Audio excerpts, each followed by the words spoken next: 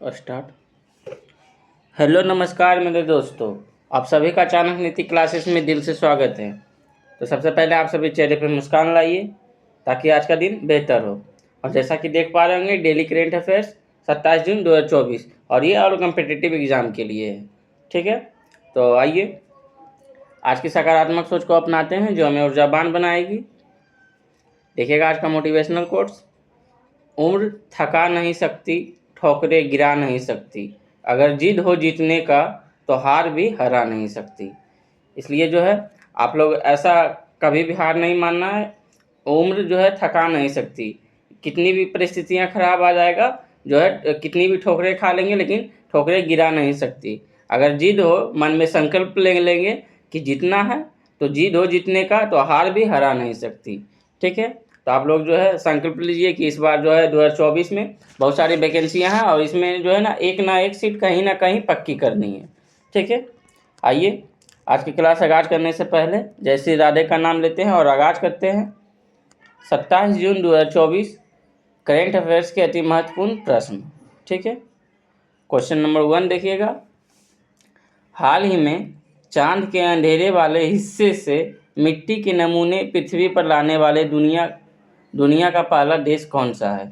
तो ये चीन है। ऑप्शन सी चीन होगा। जिस हिस्सा को हम चांद का जो हिस्सा हम नहीं देख पाते हैं, उस हिस्से जो है वहाँ से नमूने, मिट्टी का नमूना जो है पृथ्वी पर लाने वाला दुनिया का पहला देश कौन सा है? तो चीन है।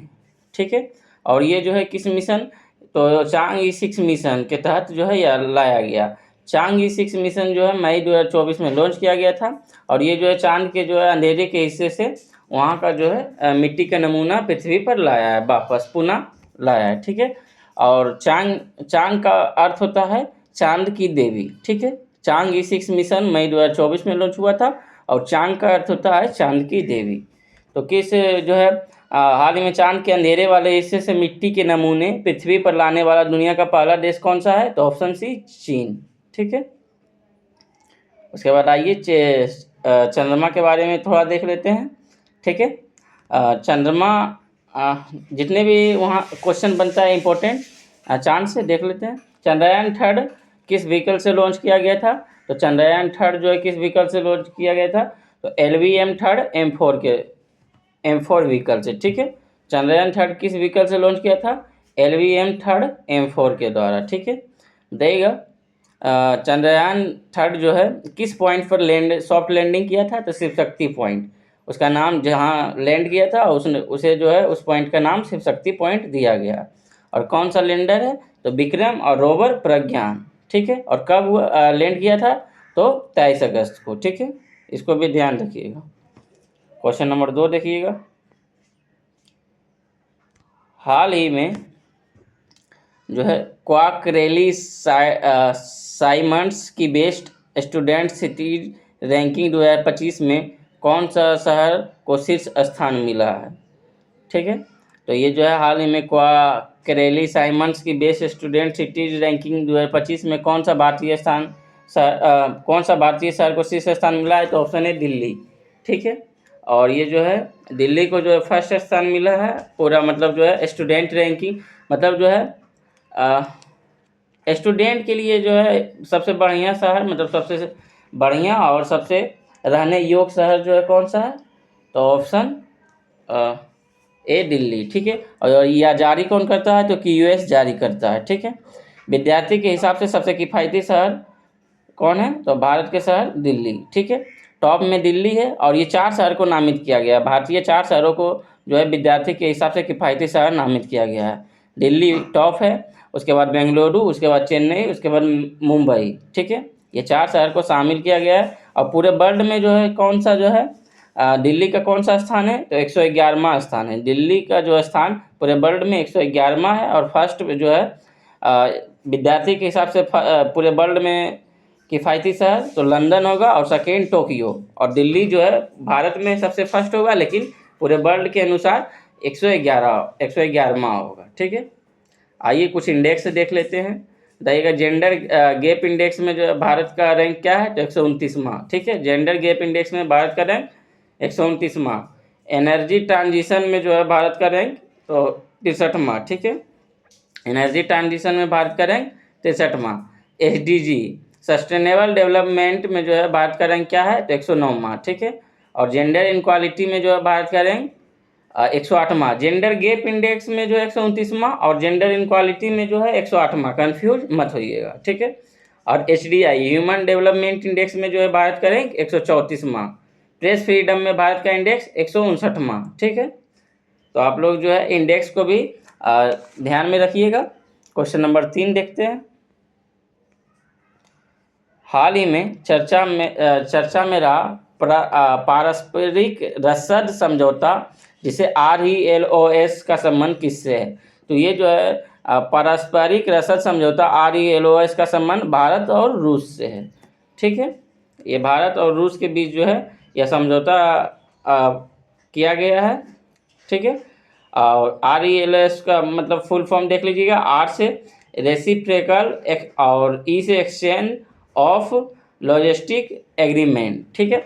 मतलब जो है इसमें जो है आवश्यक वस्तु आपूर्ति पूरा करेगा। मतलब कोई भी मिशन, जैसे भारत और रसिया जो है आपस में एग्रीमेंट किया है कि अगर मेरा मिशन आपके यहाँ, या मेरा जो है कोई भी कार्य करने के लिए, जैसे जहाज़ हो गया तो कहीं फंस गया, तो अगर वहाँ से नज़दीक है रसिया, तो रसिया से उसे ईंधन आपूर्ति पूरा करेगा और स्पेयर पार्ट्स पूरा करेगा। इसके अलावा जो है उसे जो है खाना, राशन, मतलब राशन जितना भी है वो पूरा करेगा। और अगर रसिया का कोई भी मिशन है, या फिर रसिया का कोई भी जो है जहाज हो गया या एरोप्लेन हो गया, कुछ भी जो है अगर इधर भारत की ओर फंसता है, तो भारत उसको जो है ये सब चीज़ उपलब्ध कराएगी, जैसे राशन उपलब्ध कराएगी, ईंधन उपलब्ध कराएगी और स्पेयर पार्ट्स उपलब्ध कराएगी। तो ये दोनों जो है एग्रीमेंट हुआ है, ठीक है। RELOS का संबंध किससे है, तो भारत और रूस से है, ठीक है। मतलब एक दूसरे के लिए जो है तत्पर खड़ा रहना, ठीक है। और यही जो है इंडिया और USA के साथ कौन सा जो है संबंध रहा है, तो इंडिया और USA के साथ जो है लीमो जो है 2016 में किया गया। इसी की तरह जैसे RELOS का संबंध भारत और रूस से, उसी तरह इंडिया और USA से लीमो है। और बेका है, BECA, बेका 2020 में और लीमो 2016 में किया था, ठीक है। क्वेश्चन नंबर 4 देखिएगा। हाल ही में 18वीं लोकसभा के अध्यक्ष पद पर किसे चुना गया है। तो इस बार जो चुनाव हुआ, तो ये 18वीं लोकसभा था, और इस लोकसभा के अध्यक्ष पद पर किसे चुना गया, तो ओम बिरला को, ठीक है। ओम बिरला को चुना गया। और इस बार जो है ओम बिरला जो है NDA से बना है। और विपक्ष में जो है कौन खड़े हुए थे, तो के सुरेश, ठीक है। के सुरेश विपक्ष में खड़े हुए थे। और के सुरेश जो है केरल से MP रह चुके हैं लगातार 8 बार। और ओम बिरला जो है कोटा बूंदी से सीट लड़े थे, ठीक है। तो जो है इस बार ओम बिरला NDA के बने, और विपक्ष में जो है के सुरेश खड़े हुए थे, लेकिन जो है जिसकी मतलब सत्ता नहीं आने के कारण जो है ओम बिरला इस बार 18वीं लोकसभा के अध्यक्ष पद पर चुना गया, ठीक है। बताइएगा जो है फर्स्ट लोकसभा स्पीकर कौन थे, तो गणेश वासुदेव मालंकर, ठीक है। फर्स्ट लोकसभा स्पीकर कौन थे, गणेश वासुदेव मालंकर। और उसके विपक्ष में कौन खड़े हुए थे, तो शांताराम मौर्य, ठीक है, शांताराम मौर्य।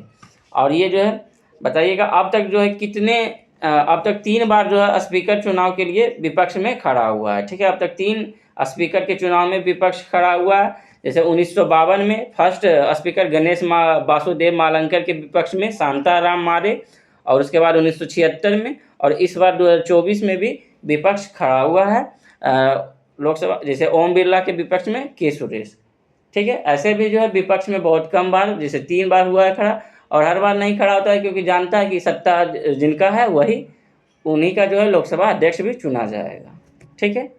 फिर भी इस बार जो है विपक्ष में के सुरेश खड़ा हुआ था। क्वेश्चन नंबर 5 देखिएगा। हाल ही में भारत में सैटेलाइट इंटरनेट प्रदान करने के लिए अनुमति प्राप्त ऑर्बिट कनेक्ट इंडिया का संबंध किससे है। तो ये जो है भारत में सैटेलाइट इंटरनेट प्रदान करने के लिए अनुमति प्राप्त ऑर्बिट कनेक्ट इंडिया का संबंध किससे है, तो रिलायंस, ठीक है। रिलायंस जियो और ACS कंपनी जो लग्जमबर्ग का है। रिलायंस जियो जो है इंडिया का है, और SCS कंपनी जो लग्जमबर्ग का है। ये दोनों जो है सैटेलाइट आधारित पर हाई स्पीड इंटरनेट के लिए यह समझौता किया गया। और ऑर्बिट कनेक्ट इंडिया का संबंध किससे है? तो रिलायंस से। ठीक है, ऑप्शन डी। क्वेश्चन नंबर 6 देखिएगा। हाल ही में सफाई अपनाओ बीमारी भगाओ पहल किसने प्रारंभ की है? तो सफाई अपनाओ और बीमारी भगाओ पहल किसने प्रारंभ की है? तो आवास और शहरी मामलों का मंत्रालय। ठीक है, आवास और शहरी मामलों का मंत्रालय जो है सफाई अपनाओ और बीमारी को भगाओ। ठीक है, ये जो है स्टार्ट किए। क्वेश्चन नंबर 7 देखिएगा, और ये बहुत इंपॉर्टेंट क्वेश्चन बनता है, और ये क्वेश्चन आ सकता है। हाल ही में T20 क्रिकेट में 200 से ज़्यादा छक्के लगाने वाले दुनिया के पहले बल्लेबाज कौन हैं? तो T20 क्रिकेट इतिहास में जो है 200 से ज़्यादा छक्का लगाने वाले दुनिया का पहले बल्लेबाज कौन बने हैं? तो रोहित शर्मा। ठीक है, ये भारतीय कप्तान है, और ये जो है ऑस्ट्रेलिया के खिलाफ जो है 200 से प्लस छक्का लगाने वाले दुनिया का पहले बल्लेबाज बन चुके हैं। ठीक है, 200 से प्लस यानी लगभग 203 छक्का। ठीक है, और ये T20 क्रिकेट का इतिहास का सबसे बड़ा रिकॉर्ड है। ठीक है, 200 छक्के लगाने वाले फर्स्ट खिलाड़ी रोहित शर्मा। और ये कौन सा स्टेडियम में लगाएं? तो डेरेन समी स्टेडियम जो कि वेस्ट इंडीज में है। ठीक है, डेरेन समी स्टेडियम जो कि वेस्ट इंडीज में है, और किसके खिलाफ जो है लगाएं? तो ऑस्ट्रेलिया के खिलाफ। ठीक है, इससे पहले जो है गफ्टिल जो कि न्यूजीलैंड का है, वो 176 छक्के लगा चुके थे। लेकिन रोहित शर्मा जो है सबसे ज़्यादा सर्वाधिक रिकॉर्ड बनाया है T20 में छक्के लगाने का रिकॉर्ड, 200 से प्लस छक्के। ठीक है, लगभग 203 छक्के। ठीक है, अब बताइएगा IPL का सबसे महंगा खिलाड़ी, IPL 2024 में सबसे महंगा खिलाड़ी कौन था? तो ये मिचेल स्टार्क था। ठीक है, और मिचेल स्टार्क के खिलाफ जो है रोहित शर्मा 4 छक्के और 1 चौके भी लगाए थे यही स्टेडियम में। ठीक है, और बताइएगा तीनों फॉर्मेट में जो है सबसे ज़्यादा छक्के लगाने वाले तो रोहित शर्मा, लगभग 600 छक्के। ठीक है, 600 छक्के जो है लगाने वाले रोहित शर्मा। तो ये जो है रिकॉर्ड बना है, तो ये क्वेश्चन आ सकता है। ठीक है, हाल ही में भारत के पहले AI विश्वविद्यालय यूनिवर्सल AI यूनिवर्सिटी के कुलपति पर किसे नियुक्त किया गया है? तो साइमन मॉ। ठीक है, भारत के पहले AI में समझते हैं आप लोग आर्टिफिशियल इंटेलिजेंस। तो AI विश्वविद्यालय यूनिवर्सल AI यूनिवर्सिटी के कुलपति पद पर किसे नियुक्त किया गया है? तो ऑप्शन है साइमन मॉ को। ठीक है, क्वेश्चन नंबर 9 देखिएगा। हाल ही में उत्तर प्रदेश सरकार ने मंदिरों का संग्रहालय बनाने को मंजूरी कहाँ दी है? तो हाल ही में यूपी सरकार ने जो है मंदिरों का संग्रहालय बनाने की मंजूरी कहाँ दी है? तो अयोध्या में। ठीक है, भारत के अंदर जितने भी मंदिर है उसका जो है संग्रह करके ये लाया जाएगा, और ये जो है अयोध्या में बनाने की मंजूरी दी गई है। ठीक है, और उत्तर प्रदेश सरकार ने मंदिरों का संग्रहालय बनाने को मंजूरी कहाँ दी है? तो ऑप्शन सी अयोध्या। हाल ही में RBI ने डिजिटल भुगतान इंटेलिजेंस प्लेटफॉर्म स्थापित करने के लिए किसकी अध्यक्षता में समिति का गठन की है? तो AFI होता। ठीक है, RBI डिजिटल भुगतान इंटेलिजेंस प्लेटफॉर्म स्थापित करने के लिए किसकी अध्यक्षता में समिति का गठन किया है? तो ऑप्शन बी AFI होता। ठीक है, तो आज का 10 क्वेश्चन पूरा हुआ, और आप लोग जो है रेगुलर पढ़ रहे होंगे, और खुद से जो है मेहनत कीजिए, और ज़्यादा से ज़्यादा रिवाइज कीजिए। जैसे आप कोई बुक पढ़ रहे हैं, तो वो बुक का जो है जैसे 5 पेज पढ़ लिए, तो एक दिन जो है छठा दिन पूरा हम जो है 5 पेज को टू द पॉइंट करके पढ़ लेंगे। ठीक है, मतलब स्पीड में जो है पढ़ लेंगे, तभी जो है आपको याद रहेगा। और आप ज़्यादा से ज़्यादा मेहनत कीजिए। ठीक है, और शाम को जो है सेट लगाया जाता है, तो सेट में जुड़िए, और उसके बाद जो है ग्रुप डिस्कशन कराया जाता है, जिसमें NCERT सार संग्रह और समान अध्ययन और समान विज्ञान चलाया जाता है। ठीक है, तो आप लोग उसमें ज़रूर जुड़ें। तो आज के लिए इतना ही, अपना ख्याल रखें। थैंक यू, जय हिंद।